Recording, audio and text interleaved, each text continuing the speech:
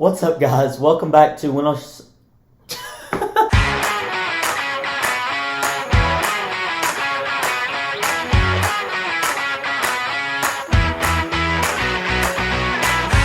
up, guys? Welcome back to Winner's Circle. I'm JJ. I'm Caleb.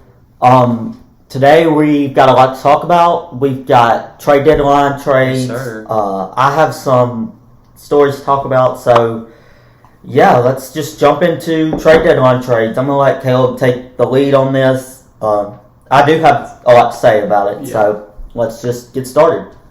First off, a lot of exciting stuff happened at the trade deadline, like predicted. Not as exciting as I was hoping. I was hoping for a couple more blockbusters in there, but we did get one major blockbuster trade and a few really cool small trades that are going to affect MLB a lot this year. Considering there are some tight races out there for the postseason, unless you're the Yankees and 10 games ahead, in which case you're fine. Or the Dodgers. Or the Dodgers. The Dodgers too, but go Yankees. Anyway, speaking of the Yankees, the first trade we're going to talk about happened on July 27th. The Yankees got Andrew Benintendi from the Royals for 3 prospects. Now, as a Yankees fan, I love this trade because the 3 prospects they gave up are really not huge prospects that haven't been in the farm system too long yet, and they weren't really high up on the Yankees prospect list. So I'm definitely okay with this trade. I think the Yankees got back a lot more than they're giving away, and they get an outfielder, which they desperately needed because they were having to switch back and forth in the left field spot a lot this year. And with Joey Gallo's performance and how bad it was, they got someone who's a good contact bat who's actually going to put the ball into play. And this is just a great trade for the Yankees and helps round out their roster a lot. I do. I like the trade. I like Benintendi. Mm-hmm. He, aside from the fact that he played at Arkansas, I hate the fact that he played for the Red Sox too. But now that he's a Yankee, I love him. But what I will say about Benintendi is, even the problem when he was at the Red Sox was, I don't think he was a bad player for them, but when you are in such a high market, being a good player sometimes is not enough. Right. You're going to get trashed, and people are going to nitpick everything you say just because you're in a big market. I think that's why he thrived in Kansas City, was he was allowed to be a really good player, but didn't have the pressure of being a star. And so hopefully at the Yankees, he's not going to have that pressure. I really don't think he will, considering the season Aaron Judge is having. The Yankees have their star right now. Yeah, Aaron Judge is on track to hit over 60 home runs, and to do that clean, assuming he is clean, is incredible. It's probably the biggest thing that baseball has seen in a long time. Now, I will say, I know we're talking about trade deadlines. I just want to say this about Aaron Judge. If he gets 60 home runs this year, it changes every way I view Barry Bonds in the past. Just because I've always said he wasn't clean, but the dude still hit 60 home runs. He deserves to be in the Hall of Fame. If someone can do that clean, that changes how I feel about Barry Bonds being in there. I mean, so on the Benintendi trade, I really like the trade. Yeah. It's just going to be, can he play? As long as he is a solid starter, I like the trade, and I think he will be. So. The next trade we had was another New York team in the Queensboro. The New York Mets acquired an outfielder, Tyler Naquin, and a left-handed pitcher, Philip Dill, from the Reds for 2 prospects. Now, this trade kind of works in favor for both teams. The reason why it works for the Mets is because they were able to add depth to their pitching rotation, which they've desperately needed all year, because that's really been their one flaw this season. They've been very good and very consistent other than their pitching, which that's not their fault. They've had injuries, and they've lost Noah Syndergaard at the beginning of the year, and they've had to mix their starting 5 a lot, or their starting rotation a lot. But this adds depth there, and for the Cincinnati Reds, they are stocking up on prospects big time, as you're going to see a lot in this trade deadline. They were the worst team in the MLB by far this year, and I think the Cincinnati Reds are realizing they're going to be rebuilding for a while. And trades like this, where you're giving up some higher profile players who weren't really performing that well for you to get prospects, and one of those prospects being an outfielder named Hector Rodriguez, who I've heard great things about. That's a really good trade for both teams, and hopefully the Mets don't get too much better, because I hate the Mets. Go ahead, Jim. Yeah, Tyler Naquin, I think, has really underperformed for what was expected of him as a prospect. So maybe another change of scenery will be good for him. Yeah. And also, I don't think the Mets lose a lot. So July 29th, the Mariners. this one I've got a lot on. All right, listen. So once again, like I said, you're going to see this a lot. The Reds getting prospects. The Reds got 4 prospects in return for right-handed pitcher Luis Castillo. Is that how you pronounce it? Castillo. I never pronounced his name right. Honestly, okay. I'll go into both sides. For the Reds, this is an amazing deal. Absolutely. For the Mariners, this is honestly, I would say, stupid. But Luis Castillo has been good, but he has never realized his full potential and been the pitcher a lot of people thought he was going to be. Yes, he was I would agree, he's the best pitcher that was available right now. But you give up Noel V. Marte, your number 1 prospect, one of the top prospects in baseball, and your number 3 prospect in Edwin Arroyo, and your number 5 prospect, and another prospect.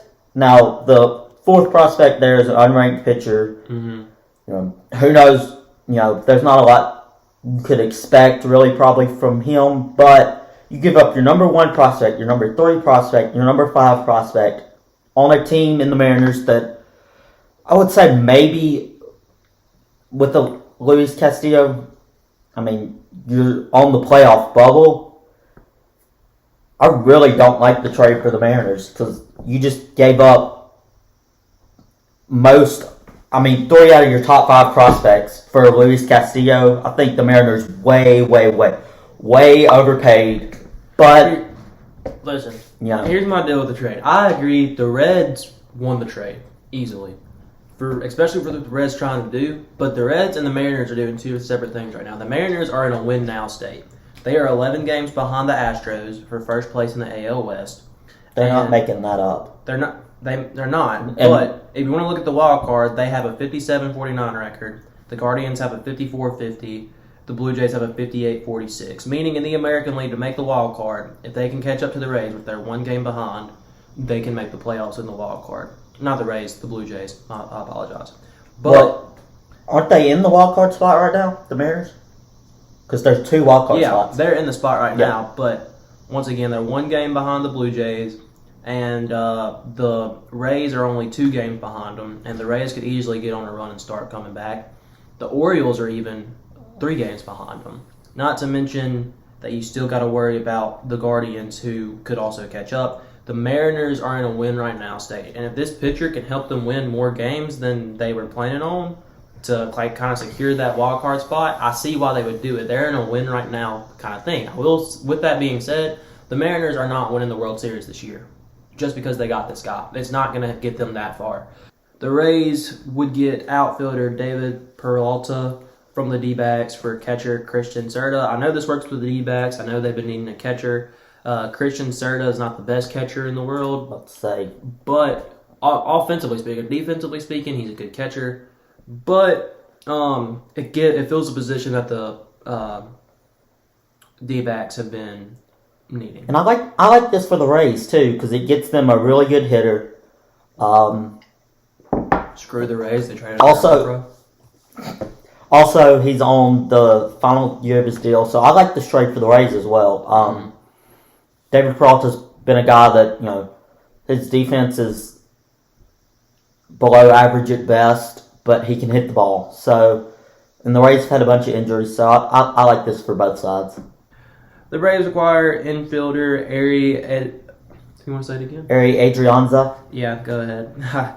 From the Nationals for Trey Harris and Robinson Cano, who will be designated for assignment. Designated for assignment means he's either on the waivers. You can trade him.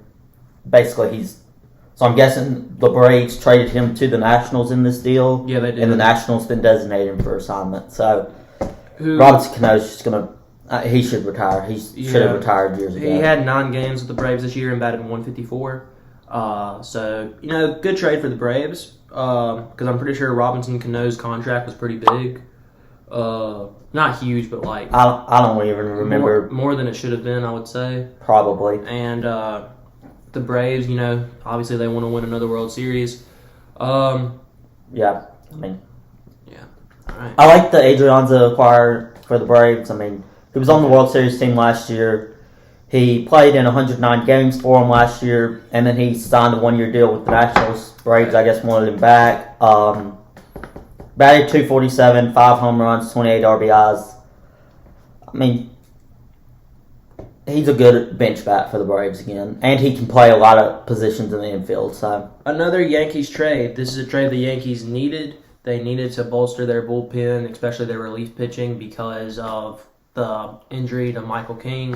But one of the best rookie pitchers this year, Efros, will fill in that slot for Michael King this year in the Yankees bullpen. He's 28 years old. He has a 2.66 ERA and 44 innings for the Cubs this year. He's been good for the Cubs. He's been very good for the Cubs, and I'm very excited that he's coming to the Yankees, especially after that King injury.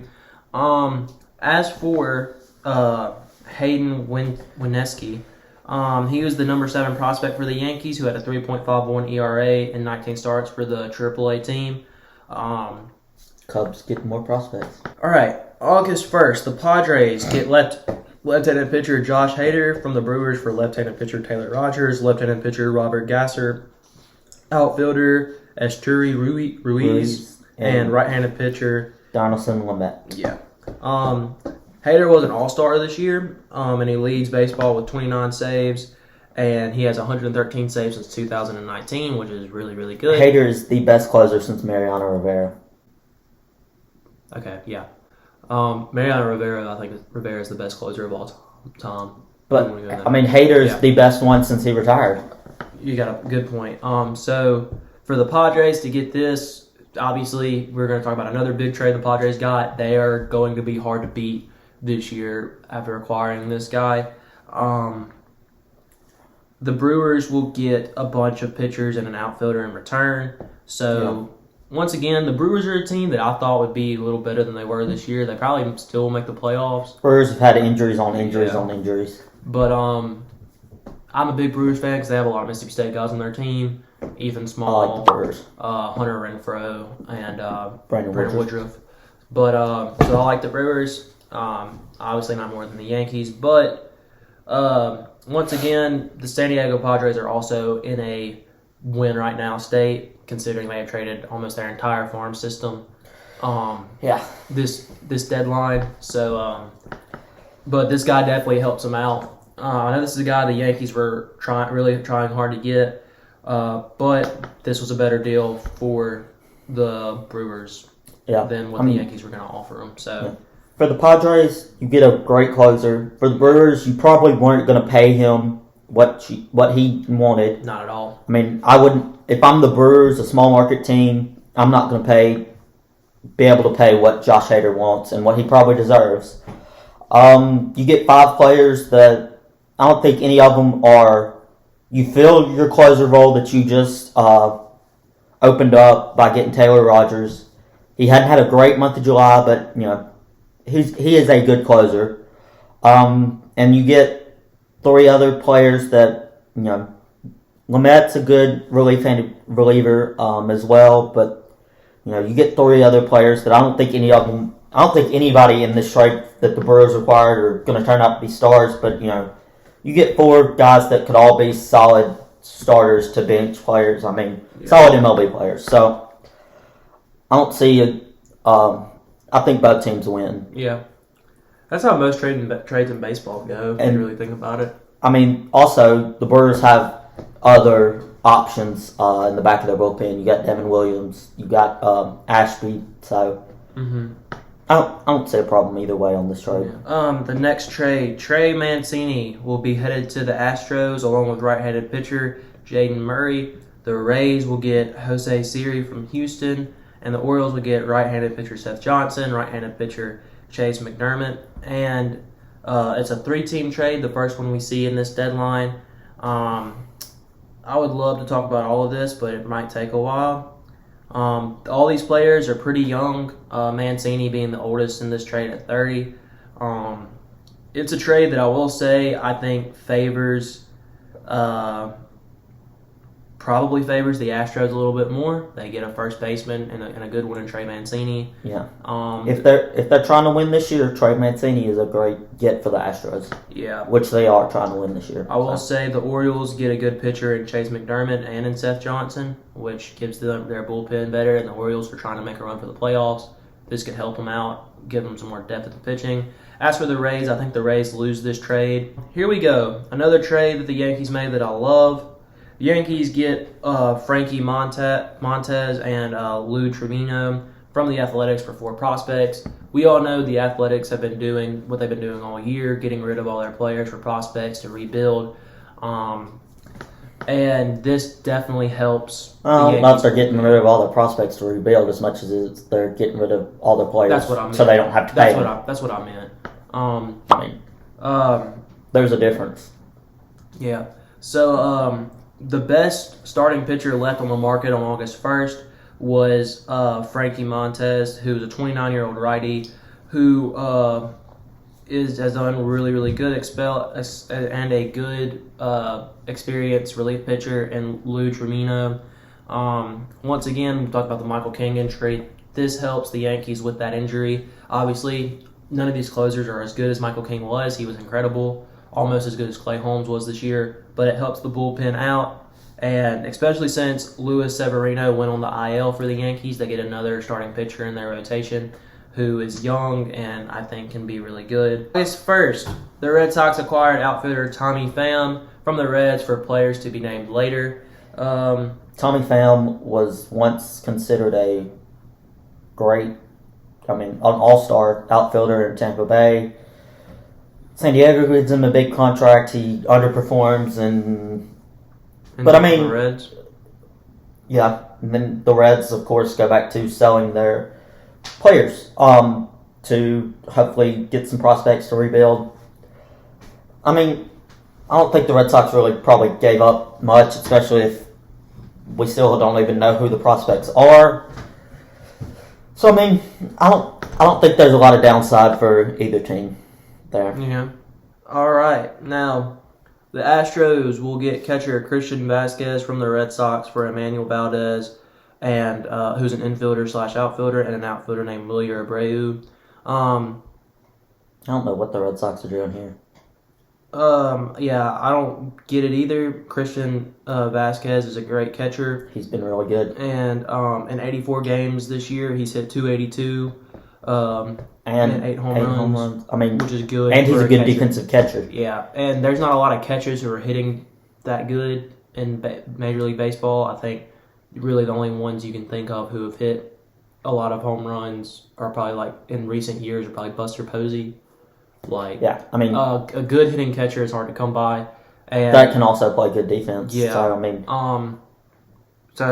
And you didn't get much in return, honestly. You got an infielder, outfielder, the Astros number 28 and 29 prospects. So the Astros win this trade for sure. Yeah.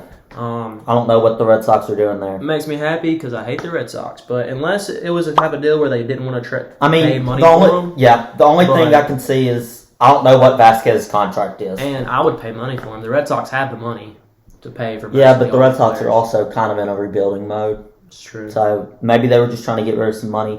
I don't know. Yeah. So next, still on August 1st, the Braves trade for Robbie Grossman from the Tigers for Chris Anglin. Chris Anglin hadn't really done much. He's been an off and on starter, reliever. 4.24 ERA, 71 strikeouts in 63 innings in 2 seasons. Not bad, not great. Grossman, I think, is another guy that's going to bolster the Braves bench. They really needed it. You've got a really good hitter against lefties who can play all 3 outfield positions. Against lefty pitching, he's hit .364 this year.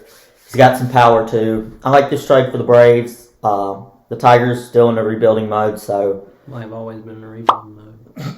Yeah. The Royals will get outfielder Brent Rooker from the Padres for catcher Cam Gallagher. Love Brent Rooker. I love this for Brent Rooker. Yeah.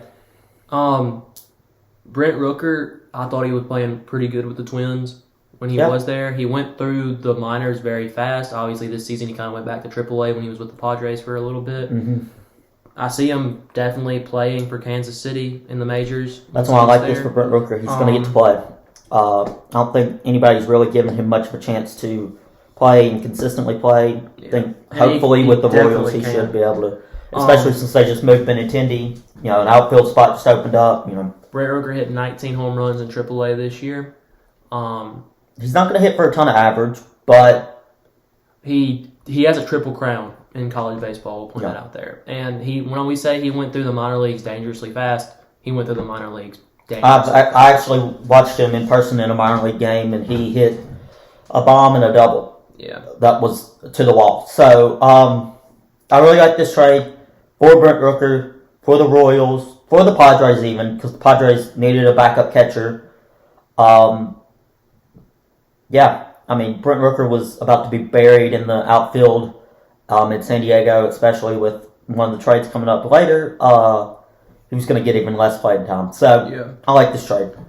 The Braves, they got Jake Odorizzi from the Astros for Will Smith.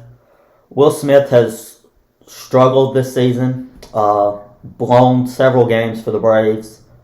Not all on him, but he has not pitched as well as he did last year or years prior. Jake Odorizzi, 12 starts with the Astros this year. He's at a 3.75 ERA. I like this for the Braves, especially with Ian Anderson being a little inconsistent and struggling. They need another starter. This is a veteran starter that can, what he's going to bring. He's going to bring good starts, not great, but a lot of the times not a bad start either. Get you solid start, eat up another rotation spot, good veteran. I like this trade. I really like how the Braves were able to unload Will Smith for a guy that will make an impact on their team. The Cardinals will get left-handed pitcher Jordan Montgomery for outfielder Harrison Bader and players to be named or cash. I am very indifferent about this trade. On one hand, Jordan Montgomery has been one of your more consistent starting pitchers, and he's homegrown. The Yankees love him. Fans love him. And he is a very good pitcher. Now, it goes without mentioning the Yankees already got Frankie Montez from the A's, who is a really good pitcher as well, and younger than Montgomery. And I would argue a better pitcher. Possibly. I think he has been better. He has better games, but he's just not as consistent. Yeah. I'd agree with because that. Montgomery's I'd put Jordan Montgomery in the same kind of boat as Jake Odorizzi. Yeah. That we just talked about. Yeah. They're guys that are going to go get you quality starts. Just not amazing. Not amazing, but I also don't see much downside. I don't see them giving you many bad starts either. Yeah. It's at most, I think Jordan Montgomery would go 6 innings if he went that far with maybe 5 runs if he could stayed in that long. Now, Harrison Bader, he makes sense for the Yankees. He gives them speed on the bases, which is something the Yankees haven't had all year. And defense. It helps with the outfield situation now that Stanton's on the IL, especially since I don't think they want Stanton to play outfield anyways. I think they just want to DH him. But Harrison Bader is also on the IL right now. Yeah, and that's the big thing. Does Harrison Bader get healthy before the end of the season? And nobody really knows. Yeah. I don't think he does. And as much as I want this trade to work, I love Jordan Montgomery. It really kind of sucks that he's gone. But if Harrison Bader, and plus you're also getting more players for this trade to be named later or cash, which the Yankees, they have plenty of cash, but they are also kind of in debt right now. Which getting rid of Joey Gallo helped with that. Yeah. But, I'll have to see what else comes from this trade to know how I really feel about it. I'm indifferent about it right now. Hopefully I like the trade. Personally, as somebody not having a connection to either of these teams, but I like it for both teams. The Cardinals get another pitcher. Yankees need defense and speed in the outfield. And then, say he does get back this season You can move Judge back to right field where I think he fits better. I agree. You got Benintendi in left, and then if you got Harrison Bader, giving you speed and defense, and he can hit the ball. Pretty 252 this year. Yeah, I mean, but for a guy with that much speed, I like the trade. All right, so let's talk about the Phillies made 2 more moves. One, they got David Robertson from the Cubs. I like that for the Phillies. Mm-hmm. Another great closer that used to be there. He has been a little up and down. He's had Tommy John. He's old, 37, but he's pitched really, really well this year. So I like that for the Phillies. And then they also got Brandon Marsh from the Angels. You get a guy kind of like Harrison Bader with speed and defense. He doesn't hit the ball very well, but speed and defense in the outfield, where you've got Kyle Schwarber and Castellanos, who are both outfielders that are much better hitters than they are defenders. Yep. I do like that. I also got another big deal from the Angels. Yeah. Also, the Padres get Brandon Drury, who has had a breakout year this year. The Padres are going to be crazy, dude. So, and they gave up Victor Acosta, who is a good prospect, but I really do like, and once again, the Reds want prospects. Padres are win now. I think it's a great deal for both sides. Phillies are going to be getting right-handed pitcher Noah Syndergaard from the Angels. I hate Noah Syndergaard. I love Noah Syndergaard. I think he's the most overhyped pitcher in Major League Baseball. When he was healthy, he is. I hate the Mets when he was good with the Mets. Yeah. I was happy when he went to LA, and I'm really. I guess I'm happy he's going to the Phillies. I've never liked the Phillies. I don't like Bryce Harper.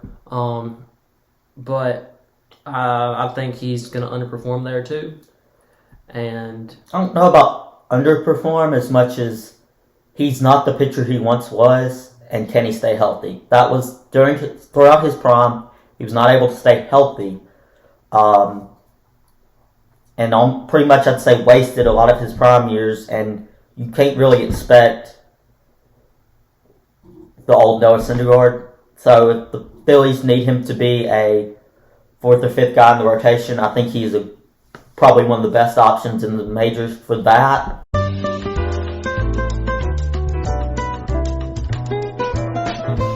Let me think about one. what's a trade? What are you thinking about, man? I'm thinking about the Red Sox right now. The Red Sox? They acquired 1B Ari Hosmer. Yeah. They got 2 prospects too, and cash from Padres for One probably B. LHP J Groom if I had to guess. 1B.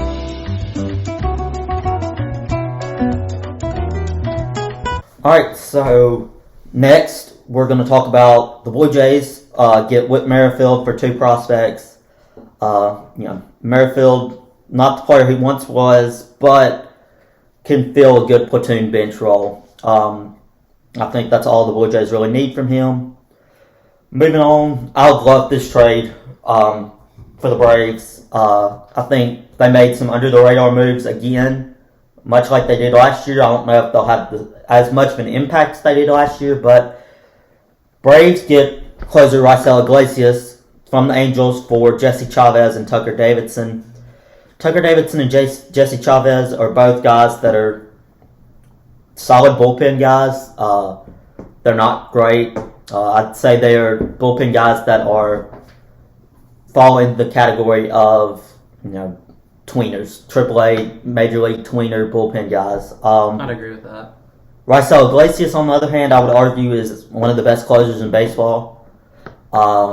And the Braves needed a closer. Yeah. You just traded away Will Smith, who you used in a closer role several times, and he did not perform very well this year in that role.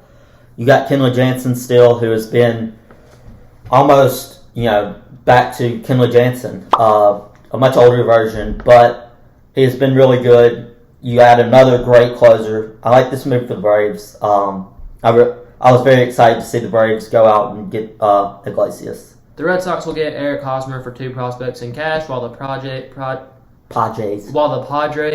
we'll get left-handed pitcher Jay Groom.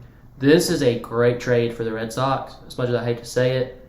You get cash. You get 2 good prospects, and you lose a pitcher who you really weren't having much success with this year. You also get Eric Hosmer, who is good through 2025, so you're not worried about losing him anytime soon.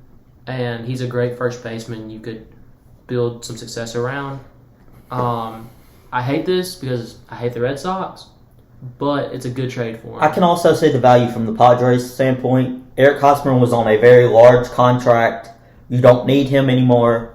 We'll get to why later, but you don't need him anymore. Yeah, of course. He was on a very large contract, and if you want to keep some of these guys that you acquired, you needed that money. So Hosmer was originally supposed to be a part of another deal that we're going to talk about. He ended up not being, which saved the Nationals some money. Yeah. Next trade, the Dodgers will get Joey Gallo for right-handed pitcher Clayton Beeter.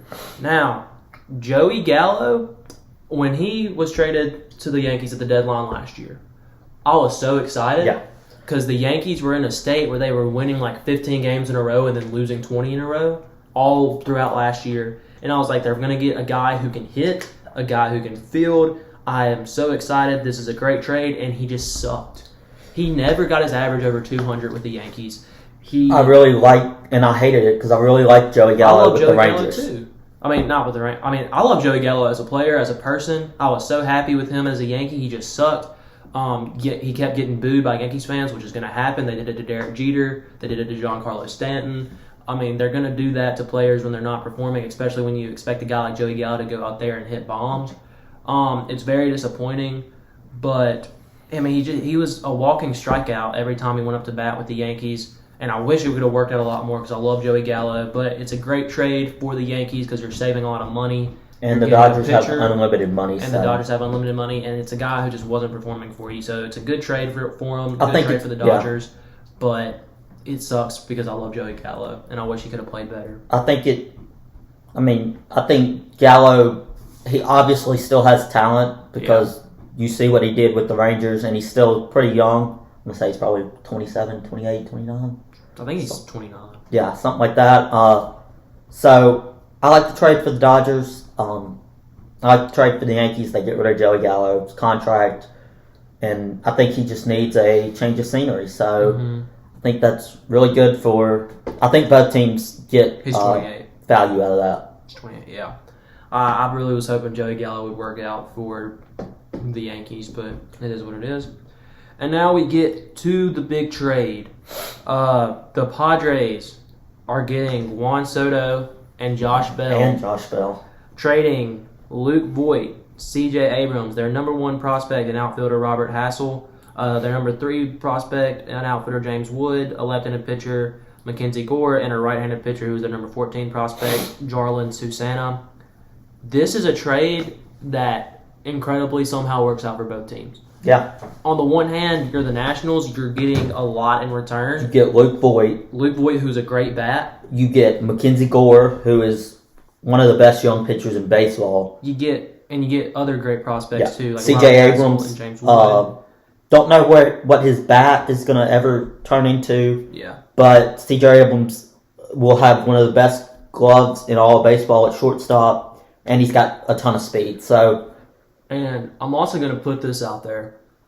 This is a possible win for the Nationals. You offered Juan Soto the biggest contract in baseball, and he is a guy who cares more about winning than money, which I respect him for, which is why he wanted out of Washington, because they're not going to be winning anytime soon. But his contract is up at the end of the year. And if the Padres happen to not do as successful as people are assuming they did with all the trades they made at the deadline, he won't be staying in San Diego. So if you're the Padres, you just lost the best part of your farm system and 3 very good players for pretty much half a season, not even half a season, like a month and a half, possibly the postseason with one of the best young players, if not the best young player in baseball. I'm going to be honest. We're going to have to see on this trade how it works out, because for the Padres, you get Juan Soto and Josh Bell. who will be great for you, I think, this season. Yeah. But the Padres are, I would say, probably even as great as they are, the Padres are probably out of the picture for winning the division. Yeah. So that means you're going to have to come out as a wild card, and that is very difficult, no matter how good you are, to play a wild card game in the playoffs and go and win the World Series. Yeah, the Padres are not catching up to the Dodgers, Right. even with Juan Soto. They So- will be in the wild card more than likely. Yeah. They'll probably play the Braves if I had to guess.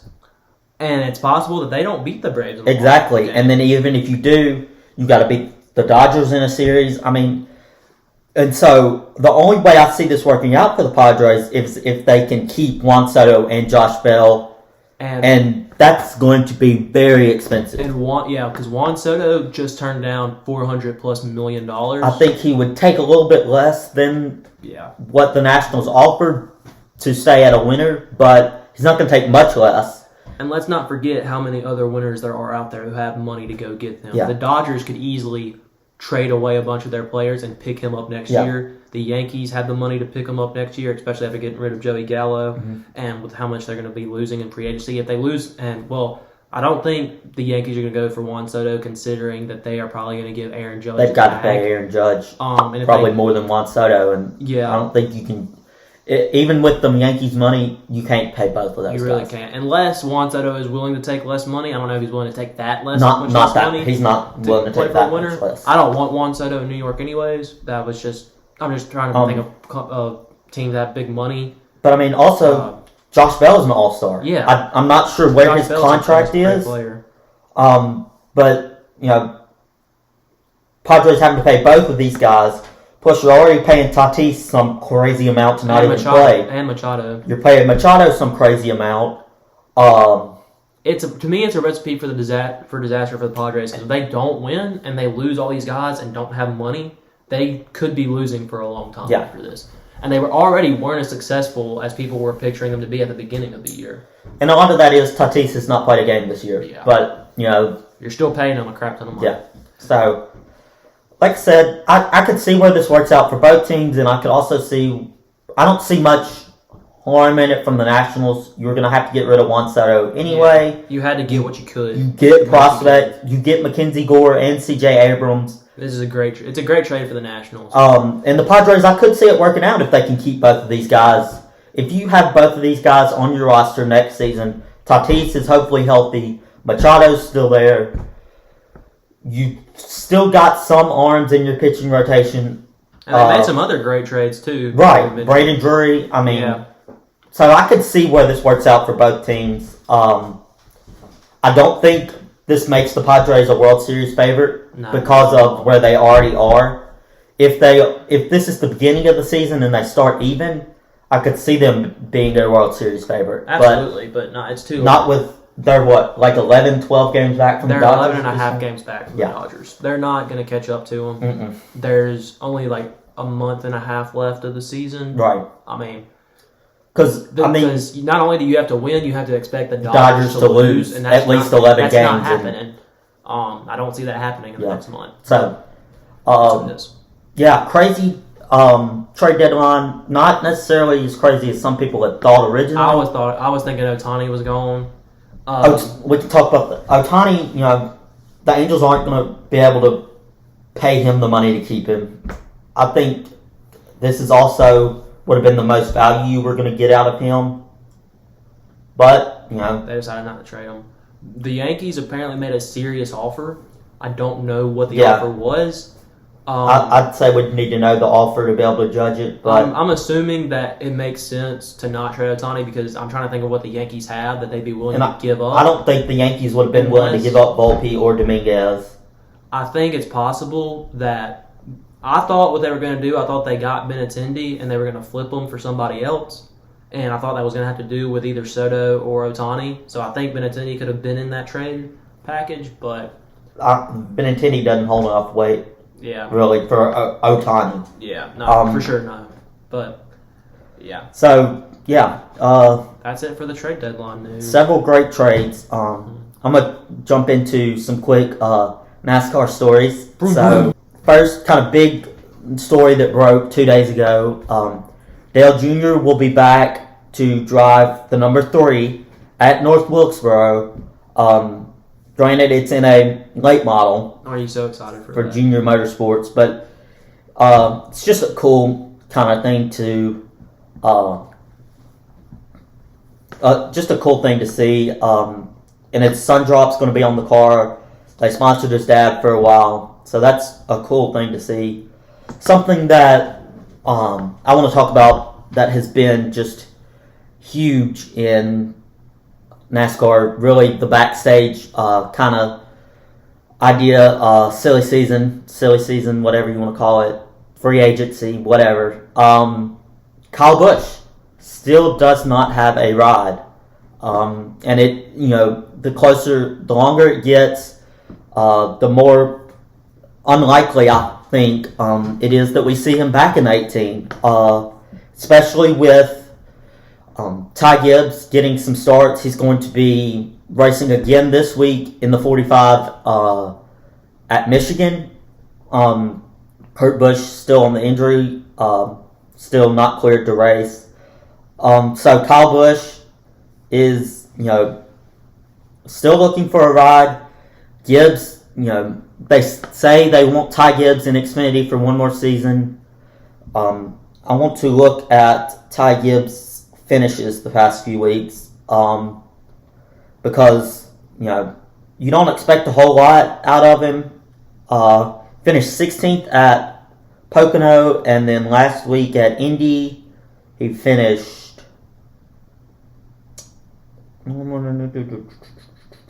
17th. So, for his first 2 times jumping in that car, I think, obviously next year, if Ty Gibbs is in the 18, you're going to have a drop in performance. But as Eric Estep said, I had never really thought about this until he said it in a video a while back. A lot of times we talked about in the past few years not rushing drivers up the ladder and into Cup, but at this point I think something for NASCAR that they've got to look at is making the Xfinity car more similar to the next gen Cup car.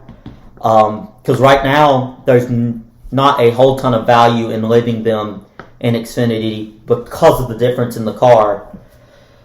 You aren't learning as much in Xfinity as you would maybe getting in a Cup car and having a drop in performance for Joe Gibbs. So I think, that is putting more pressure on the Kyle Busch situation now. So that's why for Joe Gibbs, maybe Kyle Busch not being there is a better option for them. Not necessarily better, but it's not as big of a drop-off as we originally thought. For Kyle Busch, on the other hand, it's been reported that he is even willing to take less money, and they still have not been able to get a sponsor deal done to keep him in the 18. Where does he go next year if he's not in the 18? There's not many top rides available outside of Joe Gibbs. You've got Hendrick. They are full. Hendrick. That is the only possibly equal ride to Joe Gibbs that would be able to pay him, and you get the same performance. So then you look at maybe your second tier teams. Stuart Haas is probably your best option in either the 41 or the 10. Now it's looking like Eric Almirola might not retire out of the 10. We don't know about Cole Custer's contract, but I would think they'd be willing to make some moves to get Kyle Busch in the 41 if that's what he wanted to do. I'm sure he still wants to race. He's still very young. Well, not very young, but young for a race car driver. He's still got years ahead of him. The one thing that I would want to say that maybe could happen, I don't know. There'd have to be a lot that would happen. You probably still have to find sponsorship for this, but could this be, if he moves out of Joe Gibbs, could this be the time that Kyle Busch Motorsports makes a jump into Cup?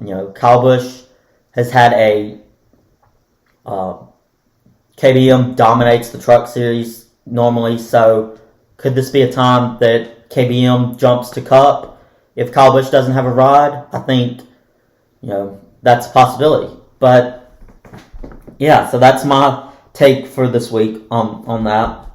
So Amazing. uh This man loves NASCAR so much. yeah. Coming soon, Victory Lane. Yeah. Stay tuned for that. That's going to be starting Got a date yet? yes, August 25th will be the first upload of Victory Nice. Lane. Was that a Tuesday or Monday? A Thursday. Thursday, okay. So that's going to be the week before the last race of the regular season. Yeah. Felt like that's a great time to start that. It's going to be a twice a week thing during the season and probably a once or twice a month show during the off season. So Yeah. I will also like to mention, if you are a Mississippi State sports fan, yep, tune in to All Dog. That will be starting 2 weeks before kickoff. yes. So stay tuned. Not for sure that. what day just yet, but We'll figure that out. It will not be on YouTube, Spotify, Apple Music, It's anywhere a you can podcast. podcast. If you're a fan, we'll have that out to you guys. So also, before we end this episode, I want to say go follow our TikToks, Next Topic Media. It's gonna have a little bit of everything. We also have Next Topic Sports on TikTok and Twitter. That's gonna be just Winner Circle, Victory Lane content and some extra stuff that I'm doing over there. Follow Caleb on his Instagrams. Follow my Instagram. Follow my TikTok. Stay tuned. Go subscribe to Next Topic Gaming right now. Turn your notifications on so you know when gaming content. And I will also be having hopefully an F122 My I'm Team excited for career that, 'cause I mode wanna see that game for sure. starting. I'm still trying to get a little bit better at the game before I start uploading stuff, but that is something we'll have on the Next Topic Gaming. A lot of stuff to look forward to on the Next Topic Gaming channel, on our TikToks, on the Next Topic Media TikTok and Instagram. Go follow all that. We'll have all that linked in the description. All of our socials to go follow. So yeah, it's been a great episode 2. And we will see y'all Tuesday with another short episode.